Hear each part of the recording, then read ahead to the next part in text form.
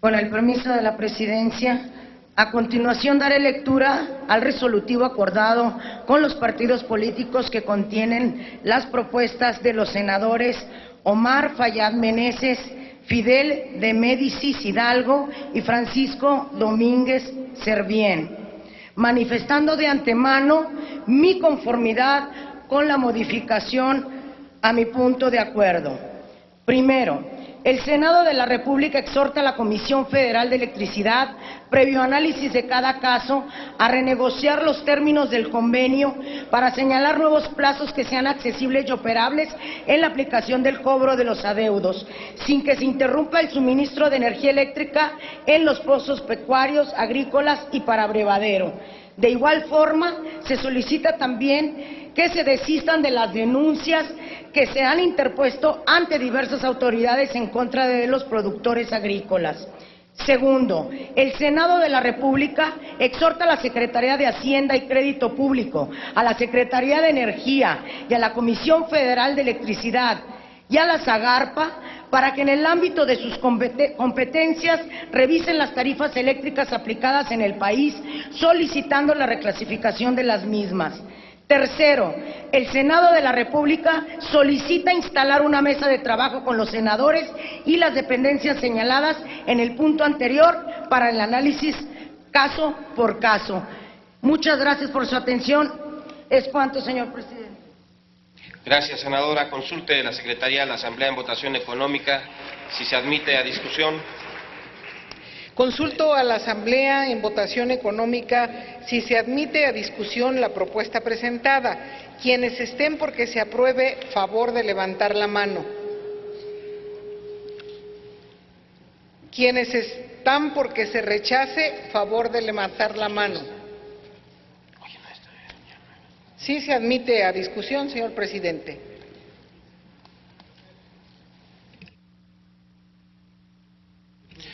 En virtud de que no hay oradores, consulte la Secretaría de la Asamblea en votación económica si se aprueba la propuesta presentada. Consulto a la Asamblea en votación económica si es de aprobarse la propuesta presentada.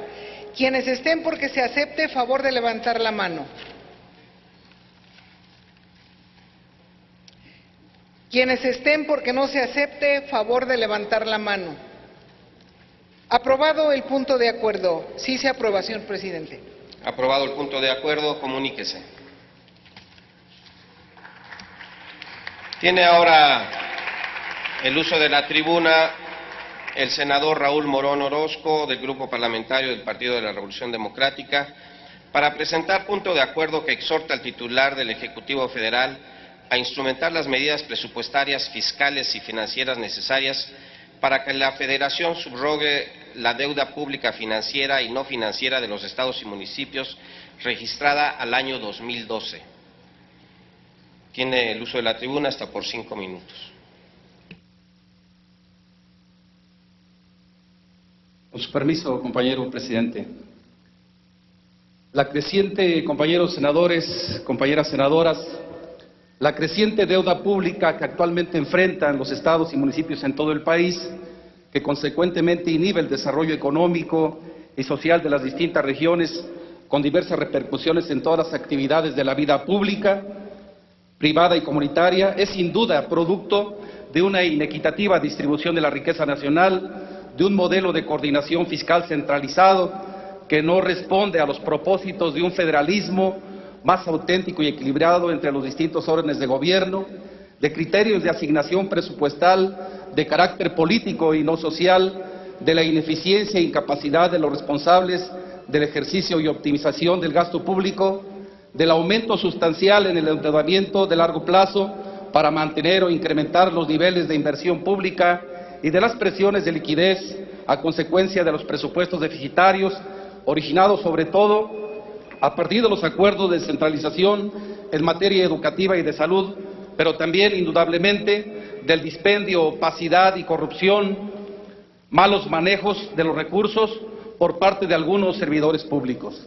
Este problema representa una de las principales causas de lentitud en el desarrollo social y económico que se aprecia en las distintas regiones y que a su vez ha traído como consecuencia un bajo nivel de inversión en obra pública y programas sociales de educación, salud, seguridad social, vivienda, desarrollo agropecuario, capacidad productiva de las comunidades y un agudo problema de inseguridad pública derivado de la falta de oportunidades de desarrollo regional. La solución no está, sin embargo, en el incremento de obligaciones tributarias o en la creación de nuevos impuestos. No es el pueblo de México quien deba asumir la carga del endeudamiento con nuevas cargas impositivas.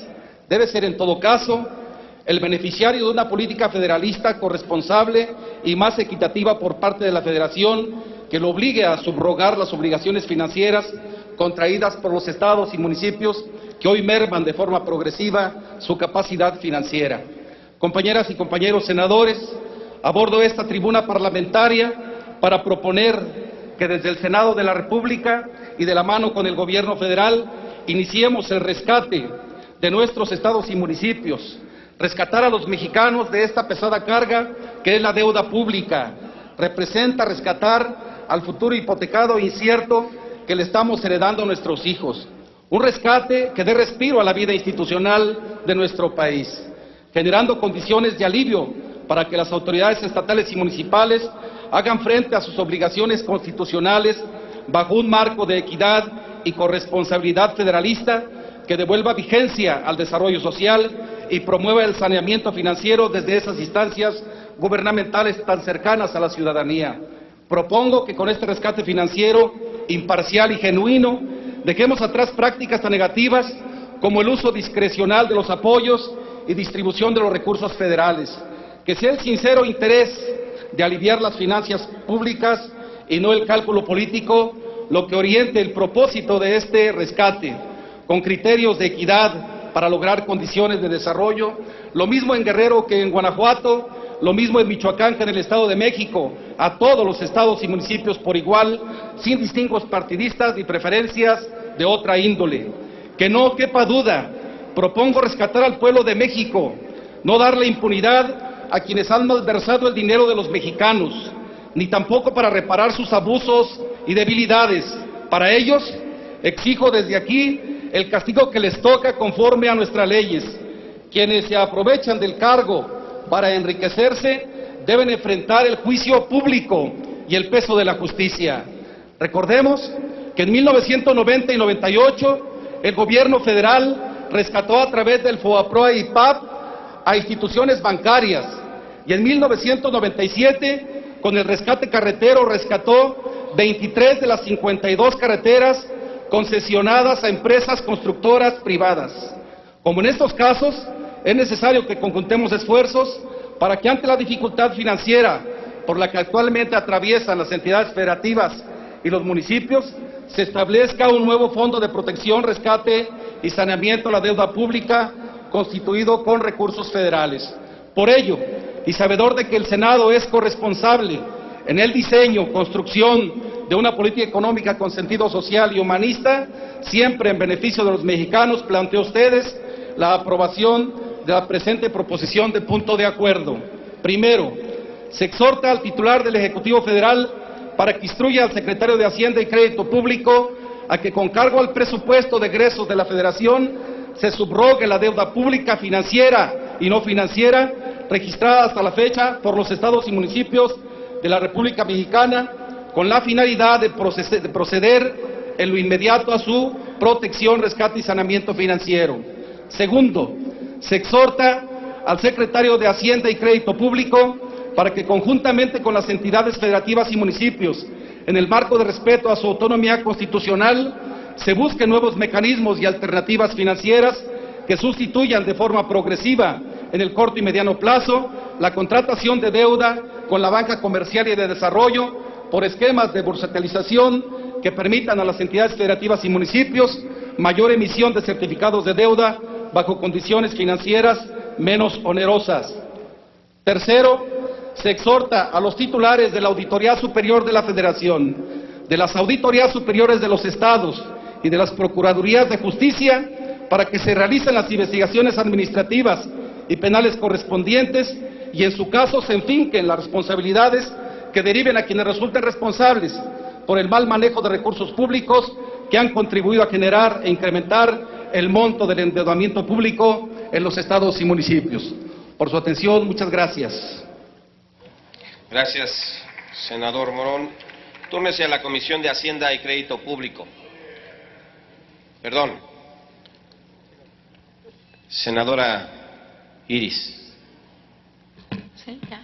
Nada más para pedirle al senador a ver si permite que me adhiera a su punto de acuerdo.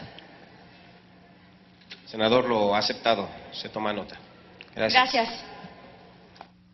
Se concede ahora el uso de la tribuna a la senadora Adriana Dávila Fernández, a nombre propio y de la senadora Luisa María Calderón Hinojosa del Grupo Parlamentario del Partido Acción Nacional, para presentar punto de acuerdo que exhorta a la Junta de Coordinación Política del Senado a crear la comisión para prevenir, sancionar y erradicar los delitos en materia de trata de personas y para la protección y asistencia a las víctimas de estos delitos. Tiene el uso de la tribuna hasta por 5 minutos. Con su permiso, señor presidente, compañeras y compañeros senadores. De acuerdo con el diagnóstico de las condiciones de vulnerabilidad que propician la trata de personas en México, la trata de personas es uno de los delitos que en mayor medida atentan contra los derechos humanos. La trata de seres humanos vulnera la dignidad de sus víctimas, afecta a familias y comunidades enteras, lastima la cohesión social y, sobre todo, fractura la condición de humanidad de quienes sufren este crimen. En últimas fechas, el crimen organizado ha aumentado su participación y la frecuencia en que ocurren los crímenes relacionados con la trata de personas. Mencionan en el estudio que debido a la posición geográfica de México y su flujo migratorio, es considerado como un país de tránsito de víctimas de trata de personas. Al mismo tiempo, México es un país de origen fundamentalmente de niños, niñas y mujeres que son trasladadas a otros territorios para ser sujetos de la trata con fines de explotación sexual y laboral. Es también México un país en el que se comete de manera reiterada el delito de la trata de personas, además de ser considerado destino de víctimas que son traídas a territorio nacional con fines de explotación sexual o laboral. La diputada de la legislatura 61, Rosy Orozco, lideró el combate a la trata de personas con la presentación de la primera iniciativa que expedía una ley general que permitiera lograr la coordinación y concurrencia de todos los niveles de gobierno, y así crear un andamiaje capaz de afrontar las estructuras del crimen organizado que lucran con la vida de las personas. A esta iniciativa se le sumó el refrendo de los diputados integrantes de la Comisión Especial para la Lucha contra la Trata de Personas y más legisladores, representantes del PAN, del PRI, del Partido de la Revolución Democrática, del Verde Ecologista de México, del Trabajo y de Nueva Alianza y de Convergencia de ambas cámaras del Congreso de la Unión. Dentro del proceso legislativo se dictaminaron algunas iniciativas adicionales que se habían presentado a lo largo de la legislatura relacionadas con el mismo tema. Después de un arduo trabajo de la Comisión Especial para la Lucha contra la Trata de Personas y del acuerdo de los legisladores, finalmente el proyecto fue aprobado por el Congreso de la Unión el 27 de abril de 2012 y turnado al Ejecutivo Federal para su publicación, misma que tuvo ocasión el 14 de junio del mismo año en el Diario Oficial de la Federación. Por lo que una vez consumado este logro, es fundamental darle continuidad al trabajo legislativo en esta materia, por la complejidad y a su vez lo delicado en el sentido de las violaciones graves a los derechos humanos del tema de trata de personas. El Senado de la República debe asumir el reto y darle prioridad a este tema. Por todo lo anteriormente expuesto y fundado, me permito someter a la consideración de la Honorable Asamblea de la Cámara de Senadores de la 62 Legislatura del Congreso de la Unión el siguiente punto de acuerdo. El Senado de la República exhorta respetuosamente a la Junta de Coordinación Política de esta Honorable Cámara de Senadores para que acuerde la creación de manera prioritaria de la Comisión Ordinaria para prevenir, sancionar y erradicar los delitos en materia de trata de personas, así como para la protección y asistencia a las víctimas de estos delitos. Es cuanto, señor presidente. Gracias, senadora Dávila. Túrnese a la Junta de Coordinación Política. Sí, senador. Adelante. Gracias, presidente. Preguntarle a la senadora si me permite suscribir el punto. Sin duda alguna no bastó con que votáramos la ley de trata de personas. Hay obligaciones dentro de la ley a las que se les tienen que dar seguimiento, como la instalación de albergues, la homologación de leyes y algunas otras. Es importantísima esa comisión.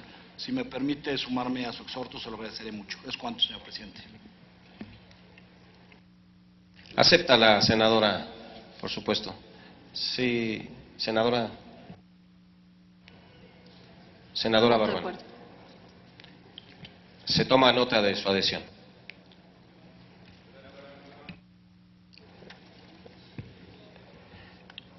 Sí, senador. Sí, Gracias, presidente. Con el mismo propósito, preguntarle a la senadora si me permite suscribir junto con ella este importante punto de acuerdo.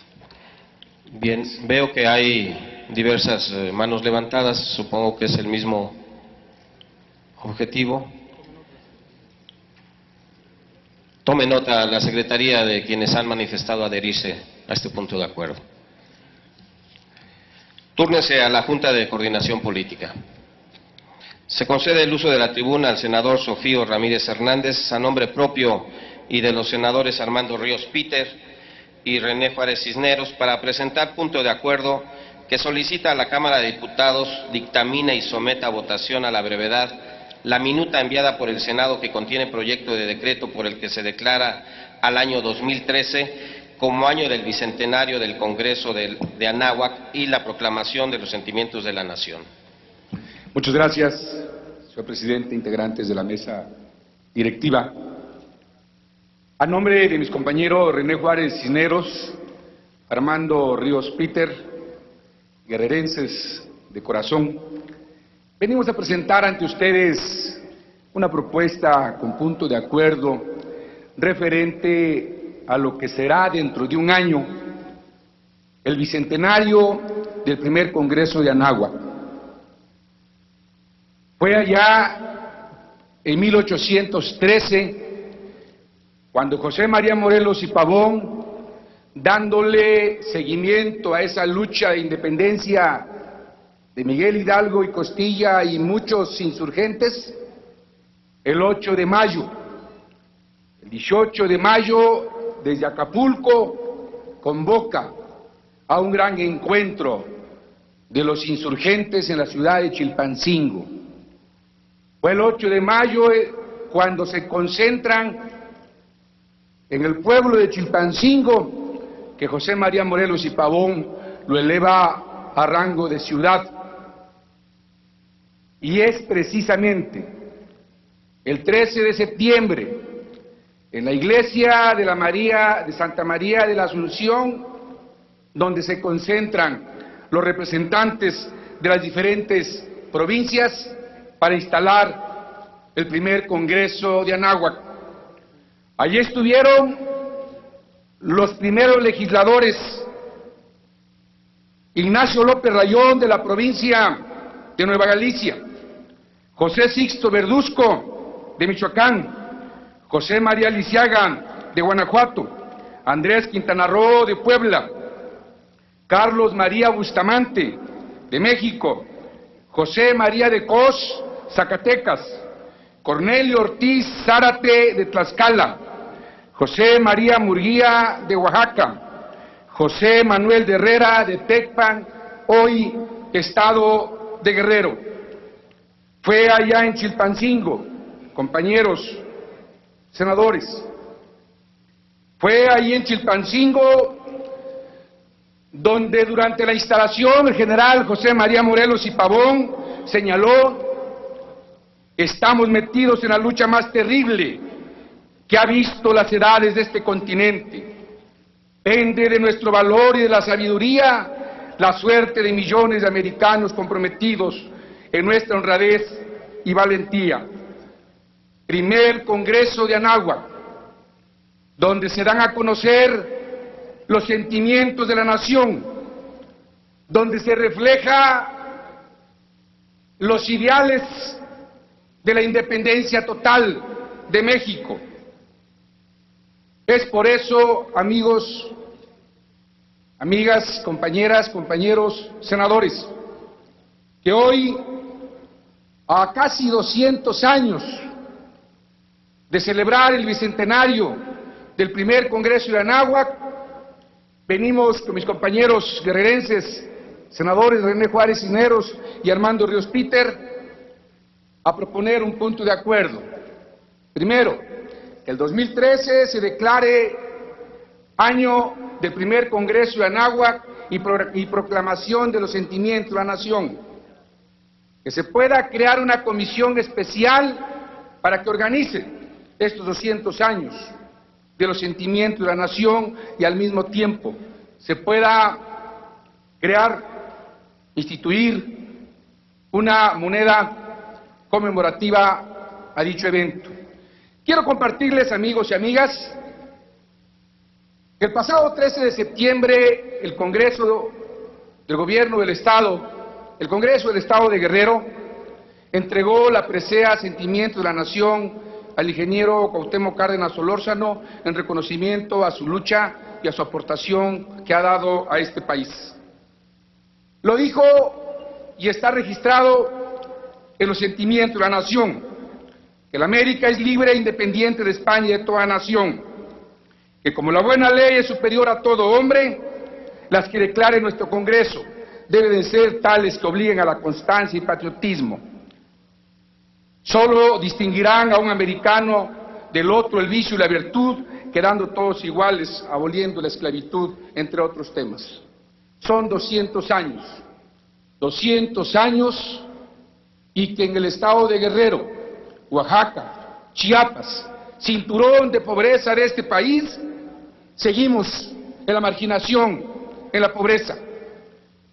No hay necesidad de que vayamos a los libros de historia y busquemos en las páginas de la Revolución Mexicana la fotografía de una mujer descalza o de un niño desnudo. Vayamos a Metlatono, vayamos a Cochoapa, en la región de la montaña del estado de Guerrero. Ahí hay una realidad que lastima.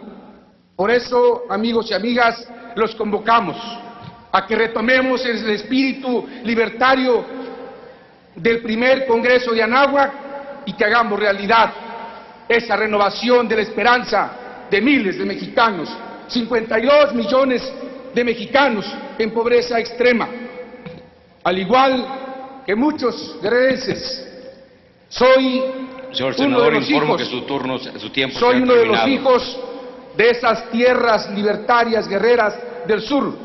Como lo dice una canción bonita de Alejandro, como lo dice una canción bonita de José Alfredo Jiménez, ese es nuestro orgullo, haber nacido entre los pueblos más humildes del estado de Guerrero y que aspiramos a justicia social para todos los mexicanos. Muchas gracias. Gracias, señor senador Sofío Ramírez Hernández.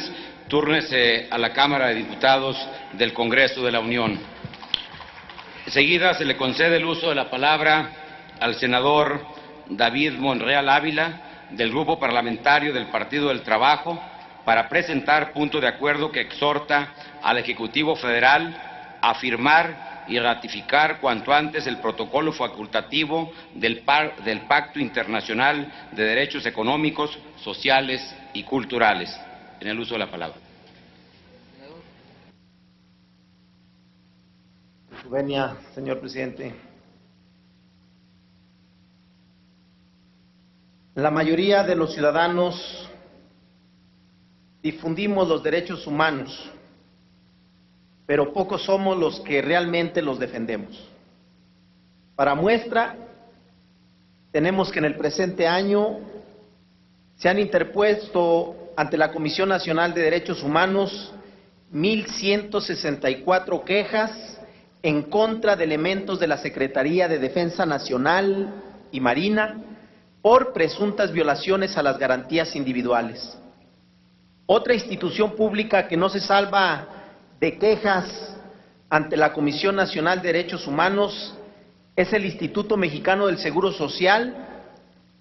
A dicho organismo público le son atribuidos alrededor de 286 hechos violatorios por negación de atención médica, 198 por obstaculizar o negar las prestaciones de seguridad social a que se tiene derecho y aproximadamente 133 más por negligencia. Lo anterior es una radiografía de lo que sucede en nuestro país en materia de derechos humanos. Por tal razón, quienes afirmamos ser democráticos debemos fomentar, garantizar y defender las garantías individuales establecidas plenamente nuestra Constitución, puesto que la forma de gobierno democrática apela siempre a la plena defensa e igualdad de las garantías individuales. La soberanía pertenece al pueblo y siendo esta la fuente de los poderes supremos, el ejecutivo, legislativo y judicial. De aquí la importancia de apelar en todo momento por la salvaguarda de los derechos humanos. Asimismo, considero que la defensa de los derechos humanos no es una tarea única de la Comisión Nacional de Derechos Humanos. Nosotros, como representantes legales del pueblo mexicano, debemos colaborar con dicha institución en todo momento. Por ende, lo menos que podemos hacer por la ciudadanía que con su voto nos favoreció para llegar a esta tribuna del Senado de la República es garantizar sus derechos humanos. En nuestro país, los tratados internacionales se sitúan jerárquicamente al nivel de nuestra Constitución. De aquí la importancia de ratificar todos los tratados y mecanismos internacionales que coadyuven en la lucha en pro de estos derechos humanos. Por ello, es fundamental que México ratifique el protocolo facultativo del Pacto Internacional de Derechos Económicos, Sociales y Culturales, el cual establece un mecanismo internacional para garantizar la rendición de cuentas ante las violaciones de estos derechos.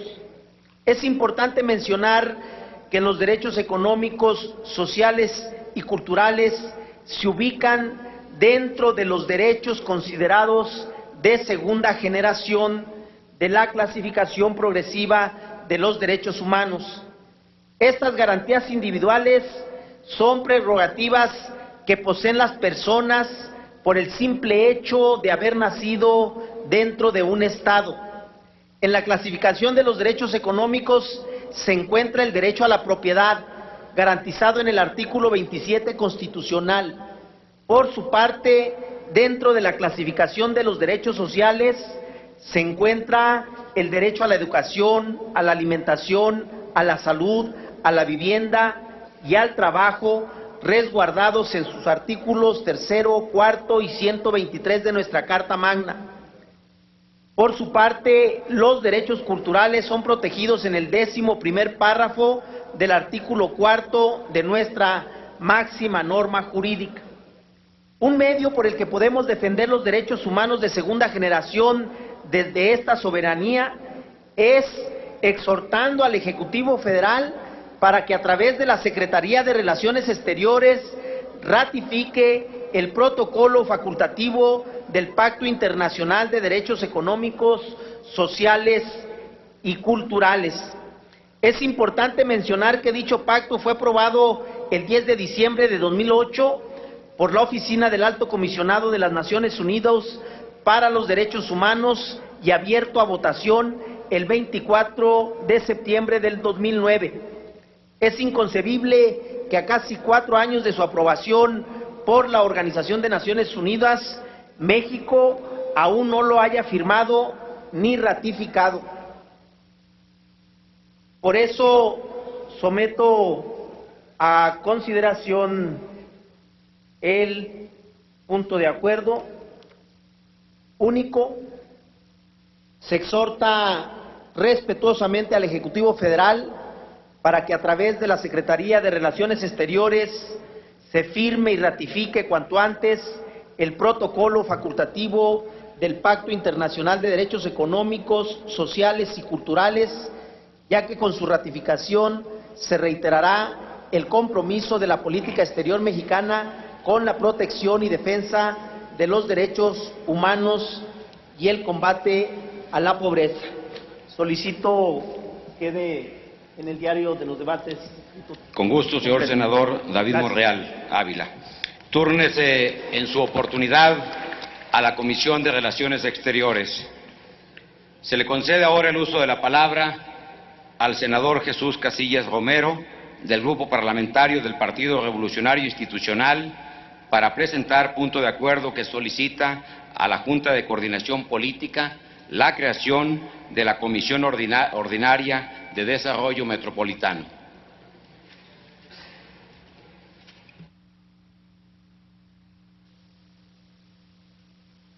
Gracias. Con el permiso de la presidencia de la mesa directiva, compañeras senadoras, compañeros senadores, la gestión de las zonas metropolitanas implica concurrencia de 2 o más gobiernos municipales y en ocasiones estatales con sus respectivas autoridades.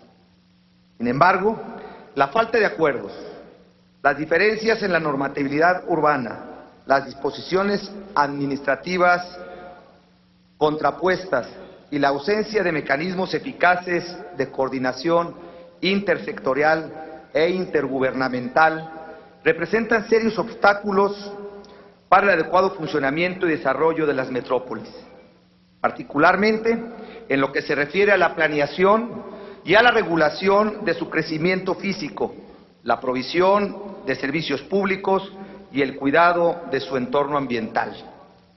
Esta situación plantea nuevos retos en materia de definición de competencias y de coordinación entre los 3 órdenes de gobierno.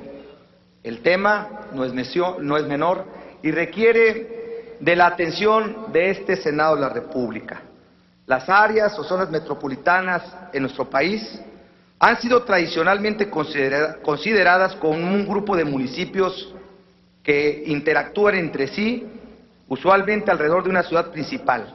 Más, sin embargo, el concepto va más allá, pues además de estas zonas podemos encontrar conurbaciones interestatales en las que la zona trasciende los límites de 1 o más estados, como es el caso de la zona metropolitana del Valle de México, el Distrito Federal, México e Hidalgo, Puebla y Tlaxcala, Tampico y Orizaba, Monterrey y La Laguna, entre otras, incluso transnacionales o binacionales, como aquellas que forman con algunas ciudades de nuestro país con otras de los Estados Unidos de Norteamérica.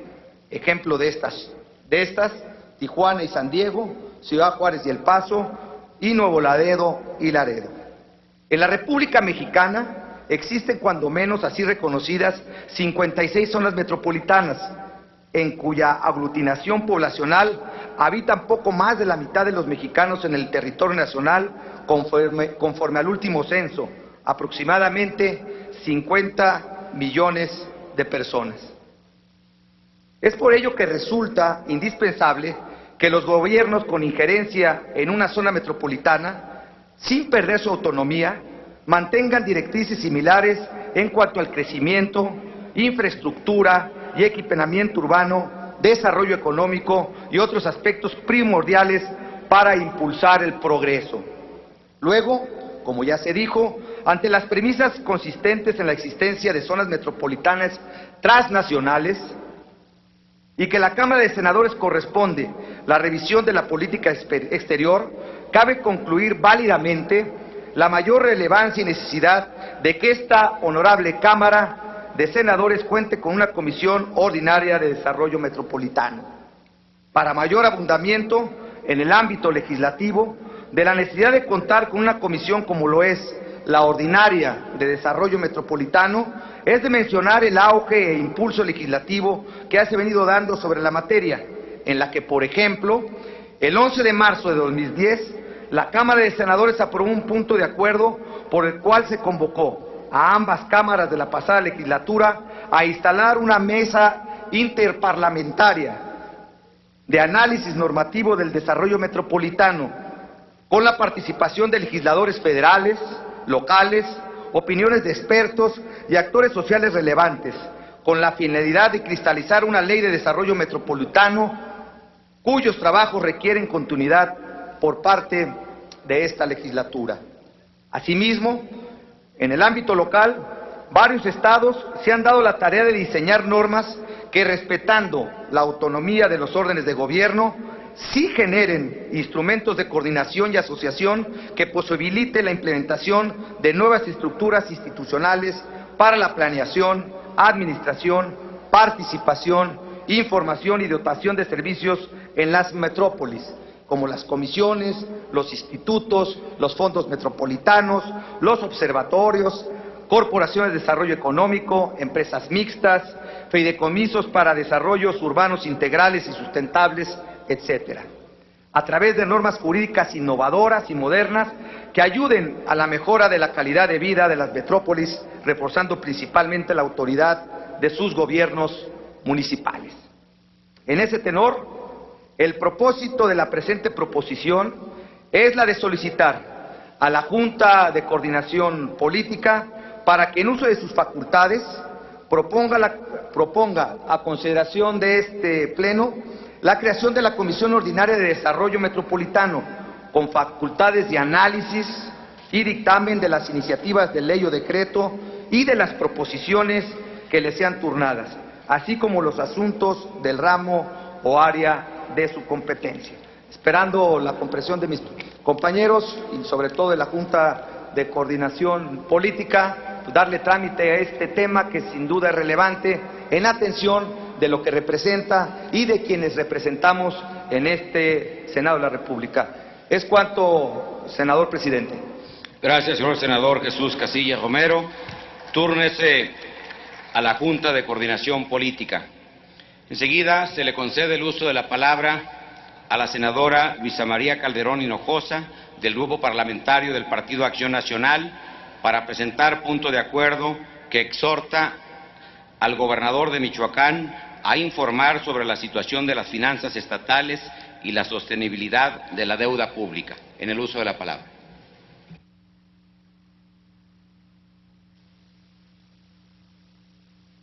Con su permiso, señor presidente, compañeras y compañeros senadores, voy a plantear este punto de acuerdo que tiene que ver con la deuda pública de Michoacán bajo las siguientes consideraciones.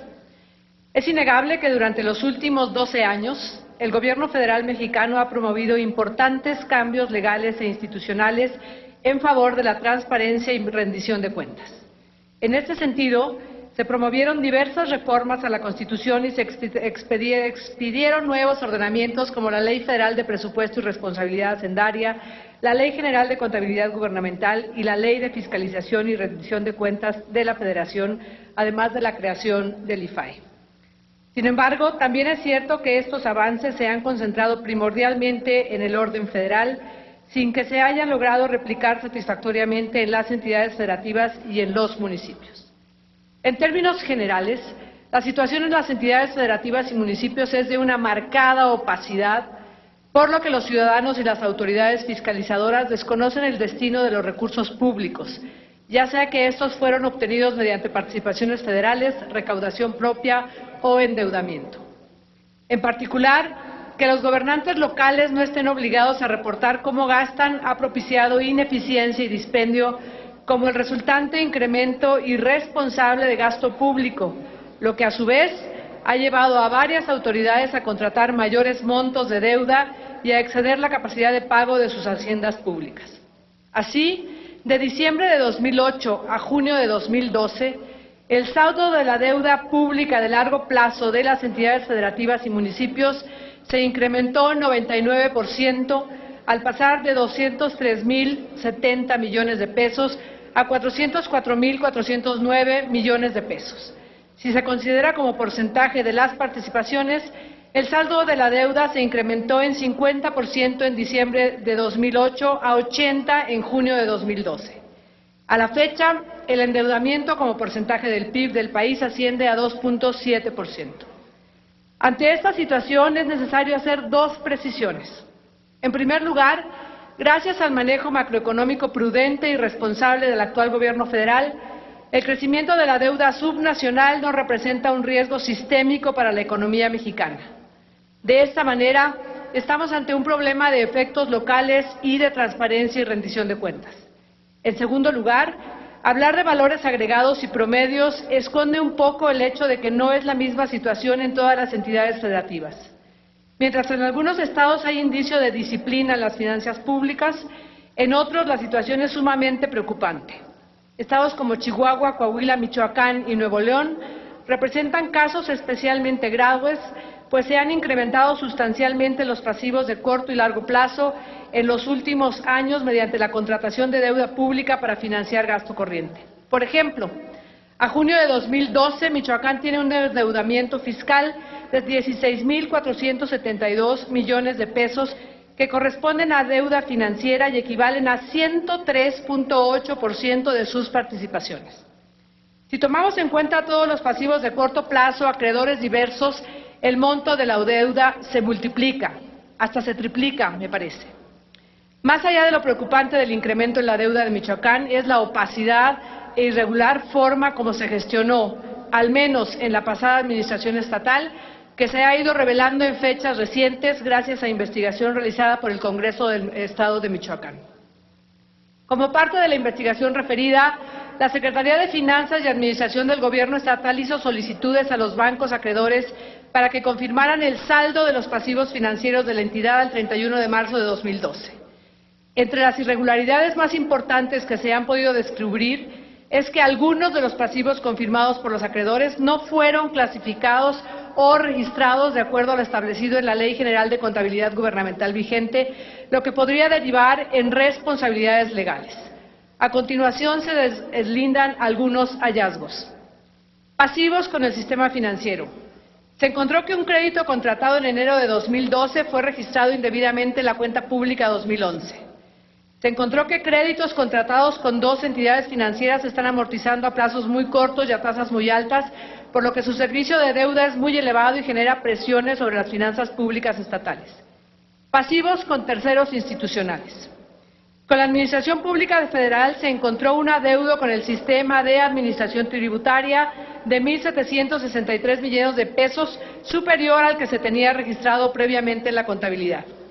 Este saldo no registrado corresponde a la cancelación de una condonación del impuesto sobre la renta debido a que el gobierno estatal incumplió convenios firmados al no enterar pagos del impuesto sobre la renta de 2011. Además, quedan dependientes de confirmar adeudos con el ISSSTE y el FOBISSSTE. Pasivos con diversos acreedores. Se encontraron pasivos autorizados presupuestales por 790 millones de pesos que no fueron registrados en la Secretaría de Finanzas y Administración y que no fueron reportados en la cuenta pública de 2011 en el primer trimestre de 2012. Pasivos derivados de recursos federales por aplicar sin reportar.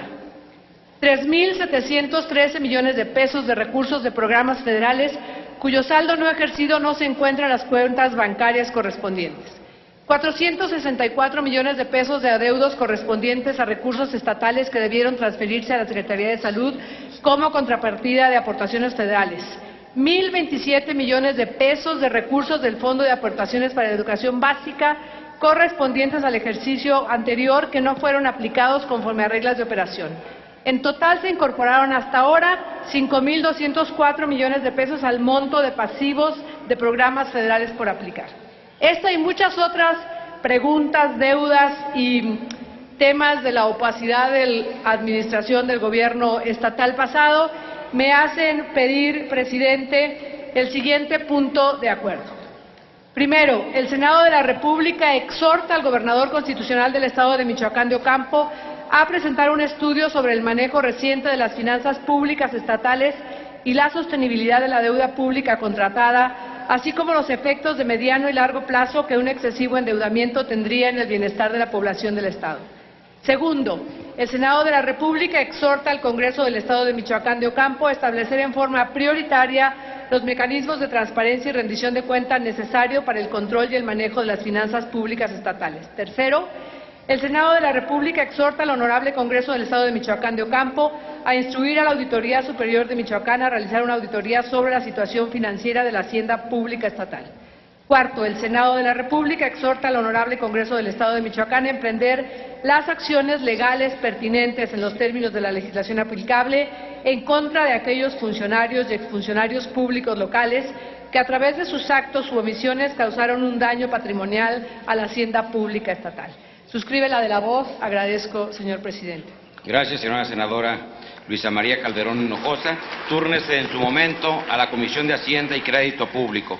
Se le concede el uso de la palabra a la senadora Iris Vianey Mendoza, a nombre propio y de diversos senadores, para presentar punto de acuerdo que exhorta al Consejo de la Judicatura Federal a vigilar el debido y expedito cumplimiento de la sentencia de amparo decretada en favor de José Francisco Chavira Martínez. En el uso de la palabra.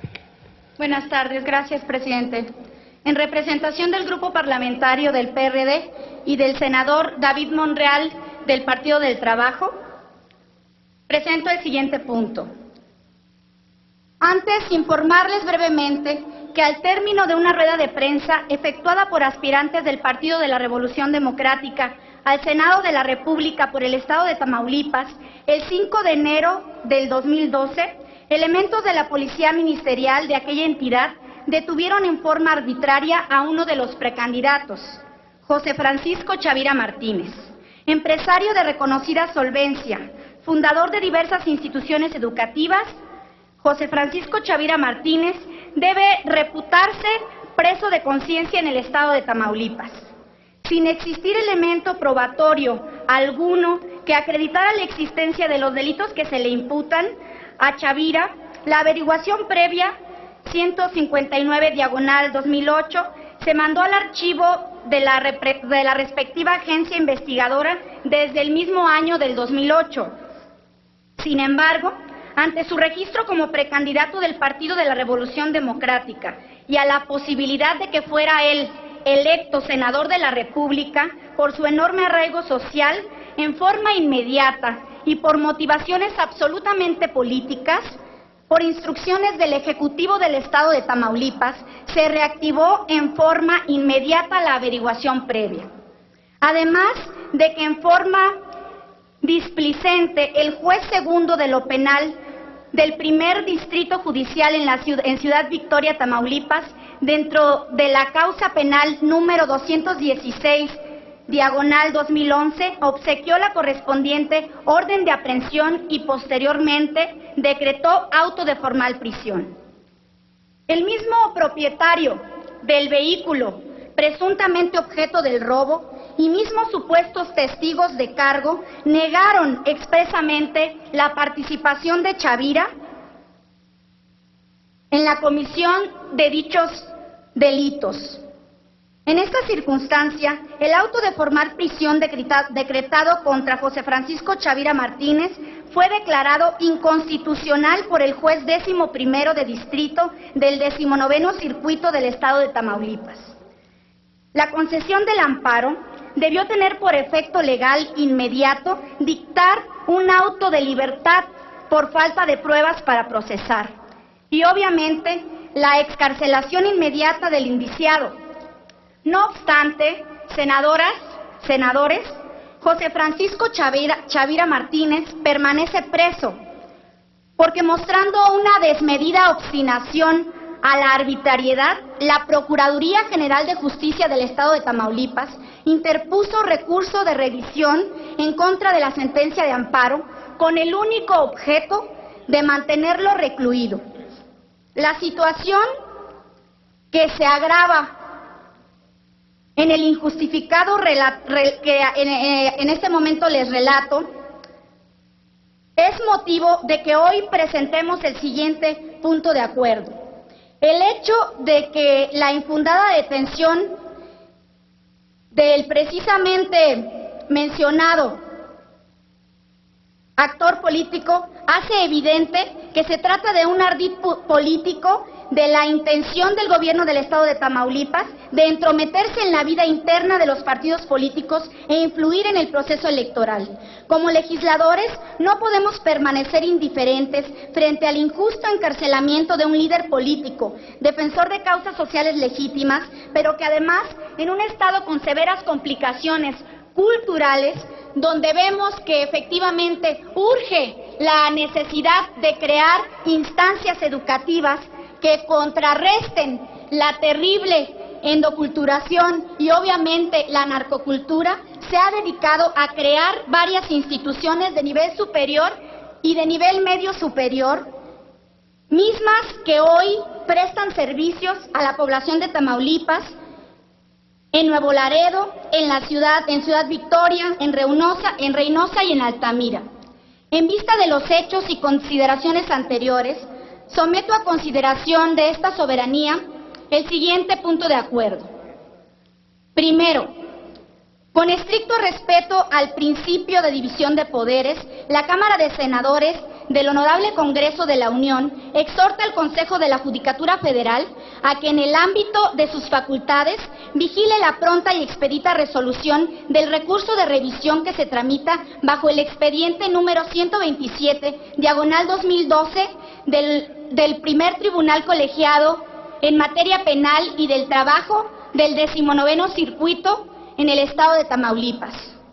Segundo, con estricto respeto al principio de división de poderes, la Cámara de Senadores del Honorable Congreso de la Unión exhorta al Consejo de la Judicatura Federal a que en el ámbito de sus facultades vigile el debido y expedito cumplimiento de la sentencia de amparo decretada en favor de José Francisco Chavira Martínez en el juicio de amparo indirecto 52/2012 de los juzgados 11º de distrito del 19º Circuito del estado de Tamaulipas. Exigimos la libertad del preso de conciencia Francisco Chavira. Muchas gracias.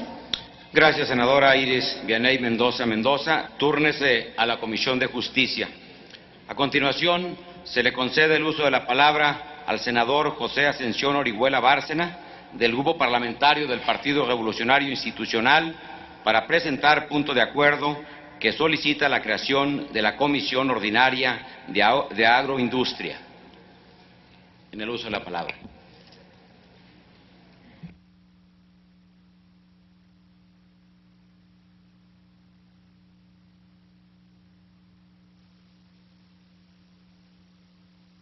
Con su autorización, señor presidente. La agricultura juega un papel crucial en la economía de los países en desarrollo y brinda la principal fuente de alimentos, ingresos y empleos a sus poblaciones rurales. La realización de mejoras en agricultura y uso de tierras es fundamental para alcanzar la seguridad alimentaria, la reducción de la pobreza y un desarrollo integral sostenible. Según estudios del Centro de Estudios para el Desarrollo Rural Sustentable y la Soberanía Alimentaria, en el sector agropecuario no ha habido crecimiento económico. El crecimiento promedio anual del sector en los últimos 5 años ha sido del orden de 1%. De igual forma, señala que existe un crecimiento del comercio agroalimentario en el mundo, pero que este no ha tenido un reflejo en el crecimiento del sector agropecuario en nuestro país. La entrada en vigor del Telecán ha hecho que parte del mercado alimentario sufra privatizaciones excluyentes e inequitativas, privilegiando la concentración y la transnacionalización, afectando como consecuencia la seguridad alimentaria y nutricional de nuestro país. Actualmente, los consumidores han modificado sus preferencias, exigen cada vez más productos procesados bajo estrictas normas de seguridad e higiene y tienden al consumo de productos bajos en grasa, sin conservadores artificiales, así como alimentos de todo tipo congelados, deshidratados y precocidos de rápida preparación, bebidas bajas en calorías y pulpas naturales. La agroindustria es la rama de industrias que transforma los productos de la agricultura, ganadería, riqueza forestal y pesca en productos elaborados. Este sector nacional incluye la integración de los procesos de producción, transformación y comercialización de los productos primarios agropecuarios y pesqueros. Ayuda a conservar los productos alimentarios, añade valor, reduce las pérdidas post cosecha y permite transportar a los alimentos a mayor distancia, incluyendo a las ciudades en rápido crecimiento. También es una posibilidad de generación de empleos. El Banco Mundial afirma que las actividades agrícolas, es decir, el proceso directo de siembra y cosecha, conforman el 12% del PIB en América Latina, pero cuando se incluye a las agroindustrias, la transformación industrial de los productos agrícolas, El promedio se eleva al 21%. De esta manera se puede observar una primera impresión de la importancia que tiene la agroindustria. Resulta de vital importancia para nuestro país fortalecer las políticas públicas del campo que garanticen la soberanía alimentaria de todos los mexicanos, y la manera más acelerada de lograr este objetivo es robustecer a los productores mediante capacitación, infraestructura, tecnología, comercialización y organización de los productores en nuestro país. En otras palabras, es el momento para que la agroindustria crezca de manera sostenida y que el campo mexicano tenga los medios necesarios para competir internacionalmente y sobre todo al interior del país. El sistema de desarrollo agroindustrial conlleva la integración vertical desde el campo hasta el consumidor final de todo el proceso de producción de alimentos u otros artículos de consumo basados en la agricultura. La integración vertical significa que el proceso de sus fases y su planificación depende de una autoridad orientada hacia el mercado con criterio industrial y que practique una política adecuada a la demanda del mercado. La agroindustria genera demanda para los productos agrícolas y tiene un enorme potencial para el empleo rural no agrícola. También añade un importante valor a la producción agrícola, tanto para el mercado nacional como de exportación.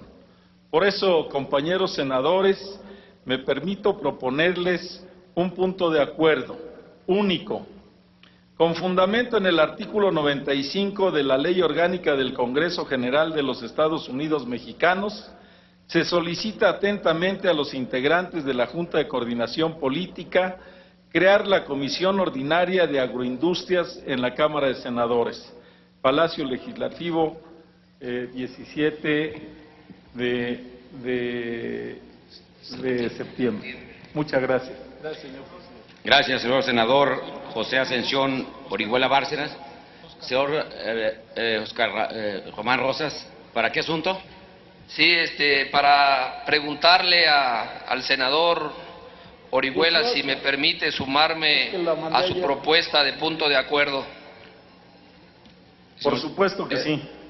Gracias. Barroso, ¿para qué asunto? ¿Para qué asunto? Pido a la Secretaría que tome nota para que se hagan las adhesiones correspondientes. Senador. René Juárez, y gracias, señor senador. Pedrosa y Guevara. Y de Merichis. Senador Morón.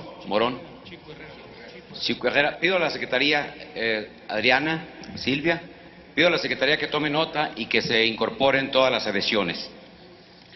Túrnese a la Comisión, a la Junta de Coordinación Política. Finalmente, se le concede el uso de la palabra al senador Víctor Hermosillo y Celada, del Grupo Parlamentario del Partido Acción Nacional, para presentar punto de acuerdo por el que el Senado de la República expresa su reconocimiento al trabajo, lealtad y patriotismo de las Fuerzas Armadas mexicanas. En el uso de la palabra.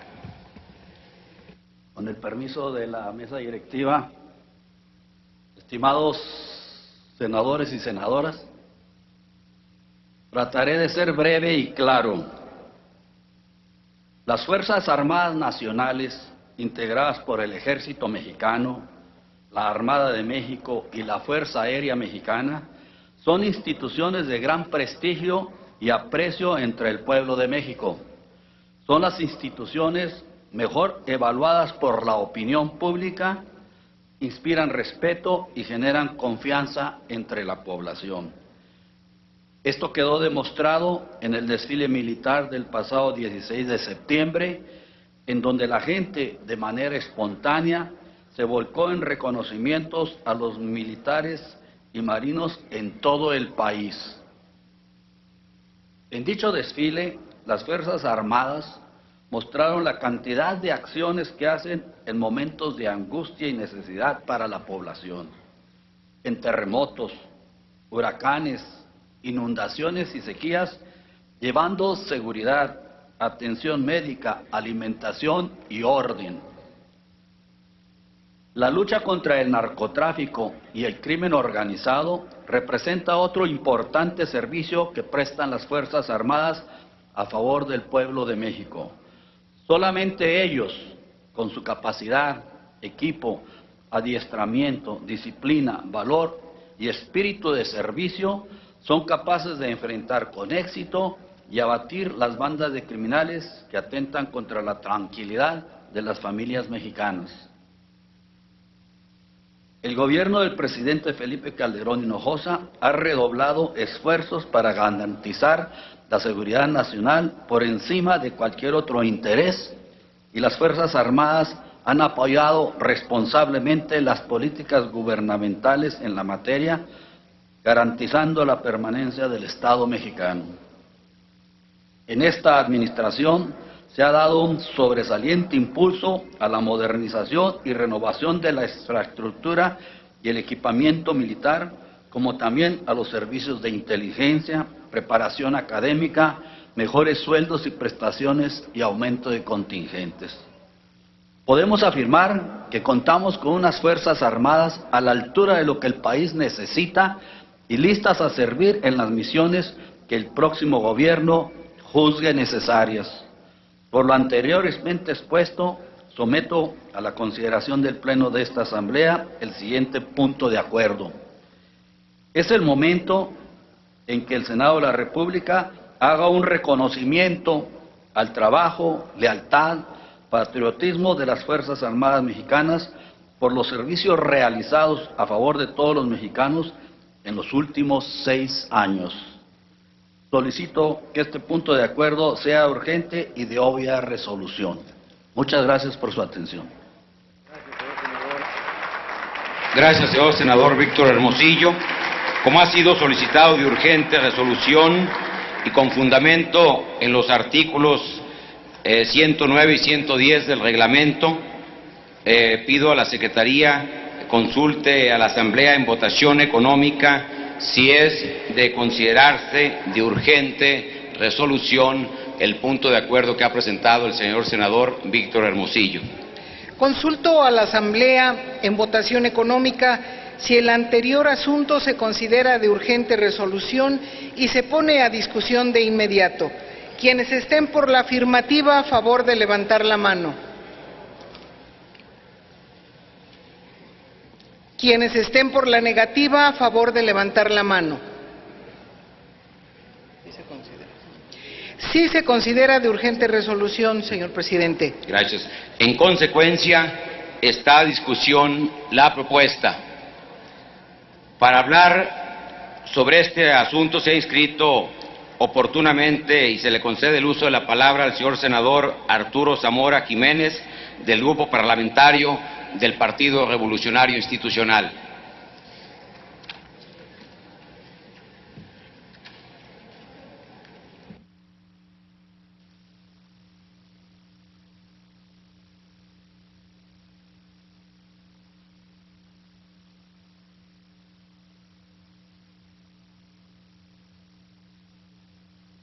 Gracias, señor presidente, distinguidas senadoras y senadores.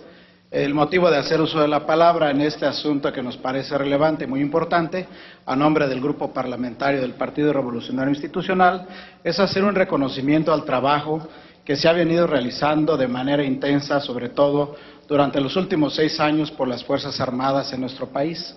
Es un reconocimiento que se hizo en su momento desde el punto de vista del trabajo legislativo, donde la anterior legislatura, tanto en Cámara de Senadores como en Cámara de Diputados, votamos un tema muy importante que es la paridad de género en las Fuerzas Armadas, un tema que tiene que ver precisamente con la creación de una unidad al interior de las Fuerzas Armadas para atender todas las quejas que tienen que ver con el tema del respeto a los derechos humanos en las actividades tan delicadas que cotidianamente realizan.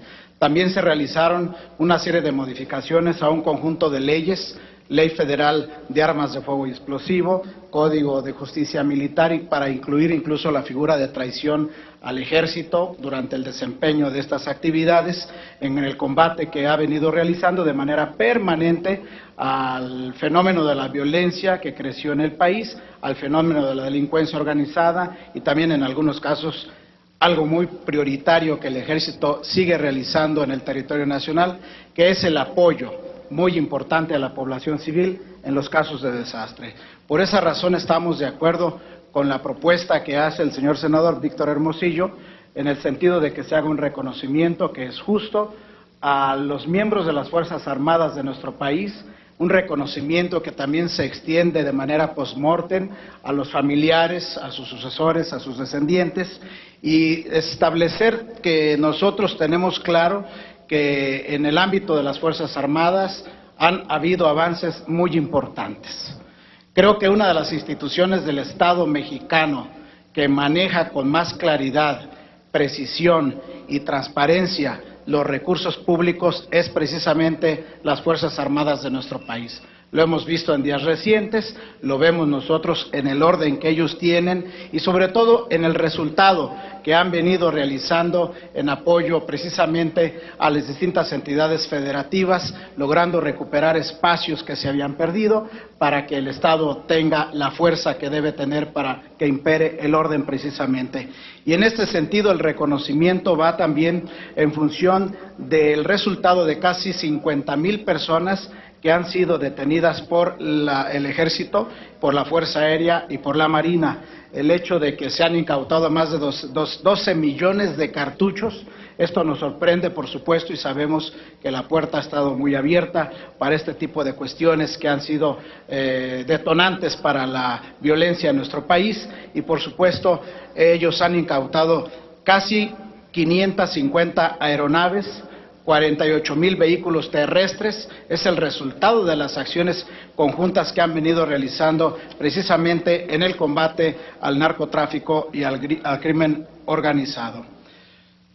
Hay una serie de informes muy importantes que se reflejan precisamente en este sexto informe de gobierno sobre los resultados que las Fuerzas Armadas han venido realizando en favor de la población civil, incautando y de alguna manera requisando en todo el territorio nacional todo tipo de drogas, desde drogas blandas como drogas duras, y esto por supuesto pues no ha cesado. Finalmente sabemos que debemos reconocer a las autoridades que se han hecho responsables en el ámbito de la defensa de los derechos de los mexicanos, de la tutela en momentos difíciles de los mexicanos y sobre todo de la protección de sus libertades a través de las Fuerzas Armadas. Por esa razón, el Grupo Parlamentario del Partido Revolucionario Institucional comparte plenamente este reconocimiento a iniciativa del señor senador Víctor Hermosillo, y que sea para bien no solamente de las Fuerzas Armadas, sino de México en general. Muchas gracias. Gracias, señor senador Arturo Zamora Jiménez. Se le concede ahora el uso de la palabra al señor senador Isidro Pedraza Chávez, del Grupo Parlamentario del Partido de la Revolución Democrática.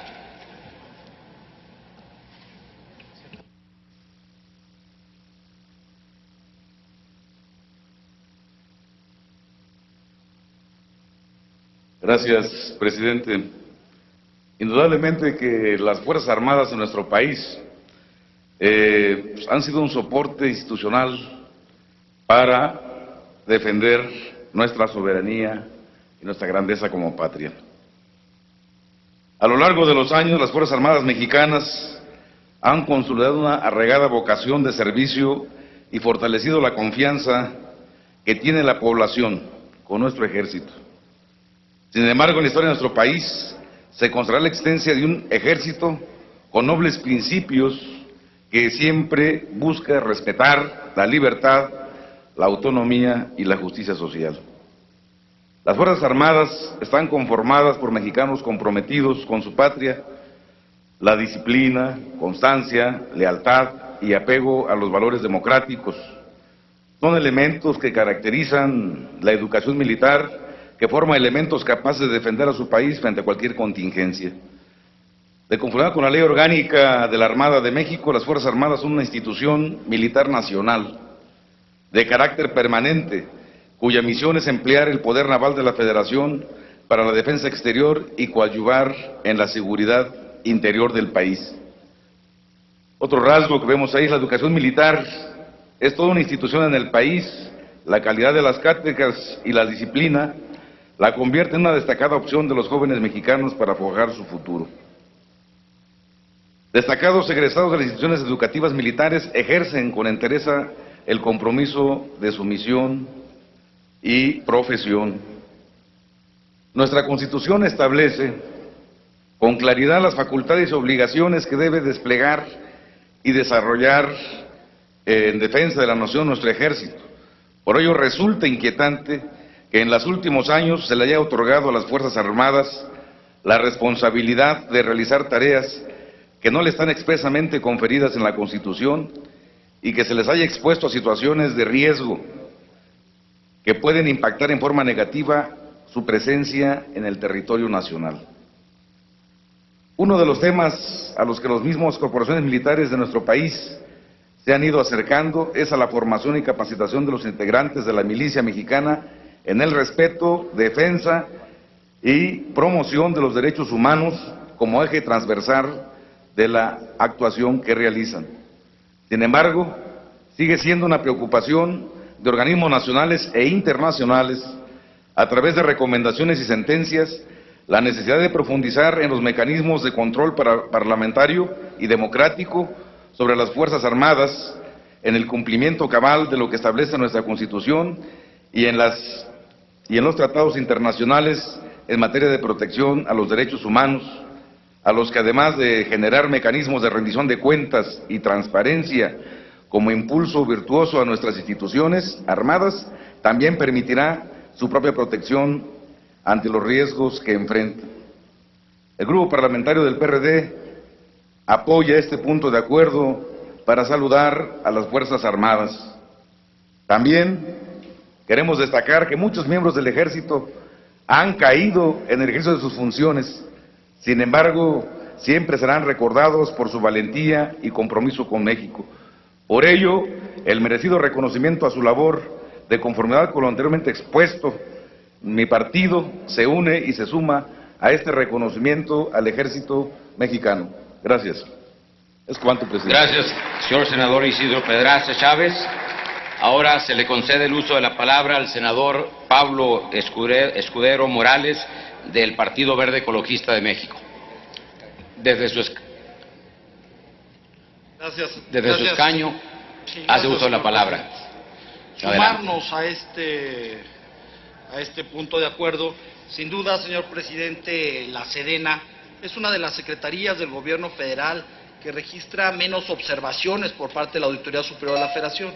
Así lo registran las cuentas públicas que desde la Cámara de Diputados revisamos. Los recursos materiales, financieros y humanos se manejan con eficiencia, con eficacia, con transparencia y con rendición de cuentas. Son un ejemplo de cómo se manejan los recursos en el gobierno federal. Desde aquí nos sumamos y reconocemos la labor del general secretario y también la labor del general García Ochoa, que mucho empeño han puesto en poder tener al día las cuentas en un esquema de rendición y transparencia. Es cuanto, y esa es la posición del Partido Verde. Gracias, presidente. Gracias, señor senador Pablo Escudero Morales. No habiendo más oradores, pido a la Secretaría consulte a la Asamblea en votación económica si es de aprobarse la propuesta presentada. Consulto a la Asamblea en votación económica si es de aprobarse la propuesta presentada. Quienes estén porque se apruebe, favor de levantar la mano. Quienes estén porque se rechace, favor de levantar la mano. Aprobada la propuesta, señor presidente. Gracias. Aprobada la propuesta, comuníquese la misma. Informo a ustedes que las demás proposiciones inscritas, señoras senadoras y señores senadores, en la agenda de hoy se turnarán a las comisiones respectivas.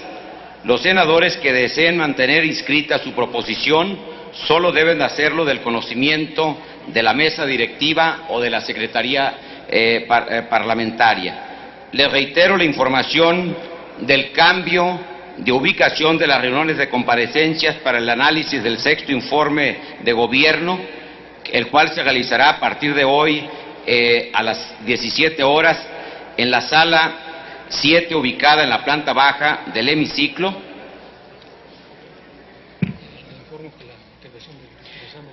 E informo también que las intervenciones del Partido Acción Nacional se dividirán los 10 minutos en 3.